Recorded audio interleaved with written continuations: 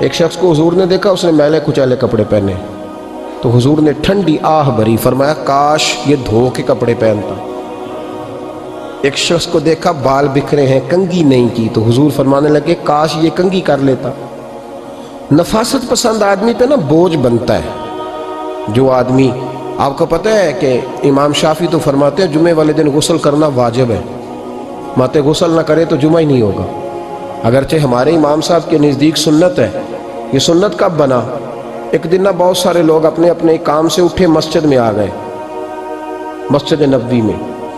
کوئی کسان تھا تو کھیت سے اٹھ کے آ گیا، کوئی مزدور تھا تو مزدوری سے اٹھ کے آ گیا۔ تو مسجد میں جب بہت سارے لوگ جمع ہوئے نا تو بعض لوگوں کو دقت محسوس ہوئی، تو رسول کریم علیہ السلام نے فرمایا کتنا ہی اچھا ہو کہ تم جمعے والے دن نہا کے آیا کرو۔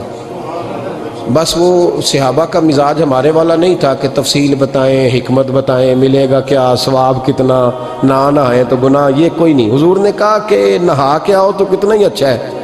پھر کسی صحابی نے کبھی بھی بغیر غسل کیے جمعہ ادا ہی نہیں کیا۔ کسی نے بغیر غسل کے کبھی جمعہ ادا ہی نہیں کیا نا۔ اسلام بڑا خوبصورت دین ہے۔ حضور نے فرمایا جو کچا پیاز کھائے وہ مسجد نہ آئے، پہلے مسواک کرے، دانت صاف کرے، پھر آئے۔ نبی پاک صلی اللہ علیہ وسلم نے فرمایا جو کچی مولی کھائے مسجد نہ آئے۔ مولی کھانا جائز ہے، پیاز کھانا جائز ہے، لیکن منہ سے بدبو آتی ہے۔ نبی پاک علیہ السلام کا ظاہری حسن کیا بات ہے۔ میلاد مبارکہ میں نبی پاک علیہ السلام کی جو چیز بڑی کھل کے واضح ہوتی ہے وہ رسول اللہ کا حسن و جمال ہے۔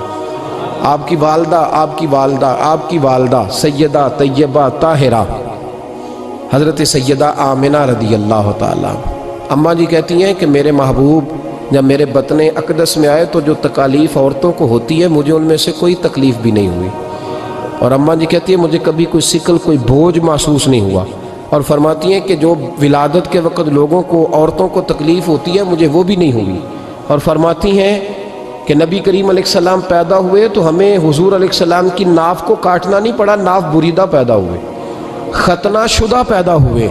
آپ کو پتہ ہے عورتیں غسل دیتی ہیں بچے کو پیدا ہونے کے بعد، لیکن میرے محبوب نے سجدہ ہی کر لیا پیدا ہوتے ہی، امتی امتی کہتے ہوئے پیدا ہوئے۔ حق نے فرمایا کہ بخشا الصلاۃ والسلام، اور پہلے سجدے پر روز ازل سے درود۔ میرے امام فاضل بریلوی کا جو انداز تکلم ہے نا اس کی بھی حد ہی کوئی نہیں، کوئی حد ہی نہیں، کہاں تک ان کی محبت جاتی۔ کہنے لگے پہلے سجدے پہ روز ازل سے درود، یادگاری یہ امت پہ لاکھوں سلام، یادگاری یہ امت پہ لاکھوں سلام۔ بتائیے بغیر وضو کے، بغیر غسل کے سجدہ ہو جاتا ہے؟ تو حضور نے سجدہ کر کے بتایا کہ اللہ نے مجھے پاک صاف پیدا کیا ہے۔ نبی پاک صلی اللہ علیہ وسلم کی والدہ نے جب یہ باتیں ارشاد فرمائیں تو لوگوں نے پوچھا ان سے کہ اماں جی پھر آپ ایک جملے میں بتائیں کہ ماجرا سارا کیا تھا، آخر ایک ولادت تو ہوئی نا، آپ کے وجود اطہر سے ایک بچہ تو نکلا، تو یہ کیا تھا؟ تو سیدہ آمنہ فرمانے لگی خارج منی نور، بس میرے وجود سے ایک نور نکلا ہے، بس میرے وجود سے ایک، اور روشنی آتی جاتی ہے تو کسی کو تکلیف نہیں دیتی، ایک نور نکلا۔ میرے رسول کریم علیہ السلام کو ظاہری حسن بھی کمال دیا، اور پھر حضور کی نفاست پسندی، صفائی پسندی۔ نبی پاک جب بات کرتے تھے نا تو حضور کے دانتوں سے نور نکلتا، اس کے باوجود حضور ہر وضو کے لیے مسواک کرتے۔ میں نے ہر نماز کے لیے نہیں کہا، میں اپنے لفظوں کا ذمہ دار ہوں۔ کس کے لیے بولے آپ حضرات؟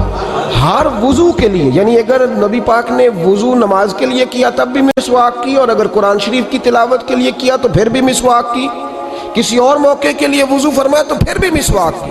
اور سیدہ عائشہ فرماتی ہے جب بھی حضور گھر سے نکلنے لگتے پہلے مسواک فرماتے، حالانکہ رسول پاک کے دندان اقدس تو نور والے تھے، ضرورت ہی نہیں تھی۔ ہماری تعلیم کے لیے نفاست پسندی۔ ایک بات میں نے شروع کرنی ہے پر آپ نے ناراض نہیں ہونا، پہلے وعدہ کر لیں، جڑے نہیں بولے انہوں نے کی ارادہ ہو جانا ہے، چلو ہو جائے جی، کوئی گل نہیں، خیر ہے، ہو جائیں آپ ناراض۔ نبی پاک نے بڑی مونچھیں نہیں پسند کی، حضور کو اچھی نہیں لگتی تھی۔ ایک بات پوچھتا ہوں آپ سے، یہ درد دل ہے میرا اور صرف سمجھانے کے لیے عرض کر رہا ہوں، کوئی تنقید نہیں، اللہ تعالیٰ مجھے نیت کا وضو عطا کرے۔ ایک بات بتانا، اگر بہو کھانا پکا کے لائے اور سالن سے بال نکل آئے تو پھر اس کا کیا حال ہوتا ہے؟ کئی تو بوڑھے پلیٹ اٹھا کے دیوار میں مارتے ہیں، ایسا ہی ہوتا ہے نا، یہ کیا ہے؟ اور اگر کبھی روٹی سے نکل آئے تو بیوی صاحبہ کا کیا حال ہوتا ہے؟ یہ کوئی طریقہ ہے کھانا پکانے کا؟ اور اللہ تعالیٰ معاف کرے، اگر کبھی ہوٹل میں چلے جائیں امیر لوگ 15,000 کا ڈنر کرنے، تو وہاں کسی سالن کی پلیٹ سے بال نکل آئے تو پھر تو پیسے کیا دینے ہیں، پھر تو ان کو اور جرمانہ ہو جاتا ہے۔ یہ تو سارے بال نکل آئے تو مشکل، اور ویسے بھی جو نفاست ہے نا طبیعت کی، اس پر بوجھ بنتا ہے، بال کھانے میں ہو آٹے میں ہو تو بوجھ بنتا ہے۔ تو بڑی مونچھوں والا دوست بھائی بزرگ جب پانی پیے گا تو بال پانی میں جائیں گے کہ نہیں جائیں گے؟ حکیم اور ڈاکٹر کہتے ہیں کہ کینسر کے مرض کا خطرہ ہے۔ اب باقی بھی راضی نہ ہوں، حضور نے بڑی مونچھیں بھی پسند نہیں کی اور چھوٹی داڑھی بھی پسند نہیں کی۔ حضور نے فرمایا داڑھیاں بڑھاؤ، مونچھوں کو پست کرو، مشرکین کی مخالفت کرو۔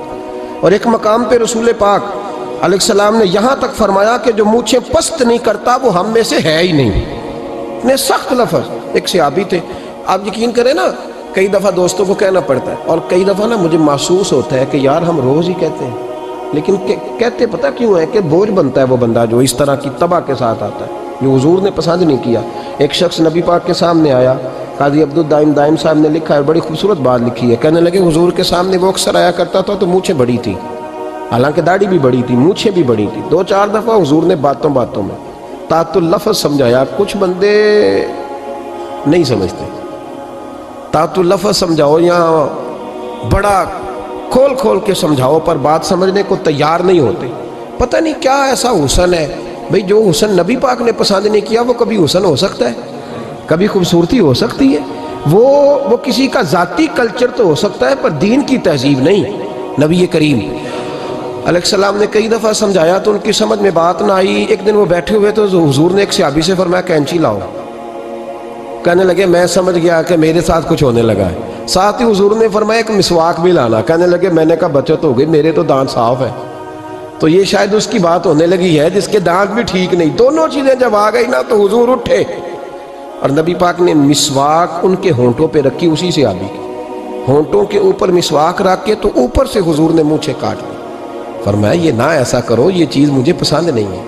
حضور نے نفاست پسندی کو، اب تو اللہ تعالیٰ خیر کرے ملانگا آ گئے مارکیٹ میں، ملانگ درویشی فقیری، اور ان کے پاس رش بھی زیادہ ہے، ان کے درباروں پہ بھی رش زیادہ ہے۔ جی کہتے ہیں حضرت صاحب درویش آدمی ہے، بھئی روٹی تو پورے ٹائم پہ کھاتا ہے، مونچھیں کٹوانے میں ہی درویش ہو گیا ہے، نہ بال کٹواتا ہے نہ مونچھیں کٹواتا ہے۔ یہ گرو نانک کی تعلیمات ہیں، یہ نبی پاک کی تعلیم نہیں۔ وجود کا کوئی بال نہ کٹوانا یہ سکھوں کا طریقہ ہے، مسلمانوں کا یہ انداز، یہ کدھر کی فقیری ہے؟ دین کوئی غلاظتوں والا ہے معاذ اللہ، کہ بابا کپڑے نہیں بدلتا، بابا غسل نہیں کرتا، بابا بال نہیں کٹواتا۔ بابا ہے؟ پاگل ہے؟ قطعی طور پر کوئی فقیری نہیں، فقیری صرف وہ ہے جو میرے نبی نے کیا ہے۔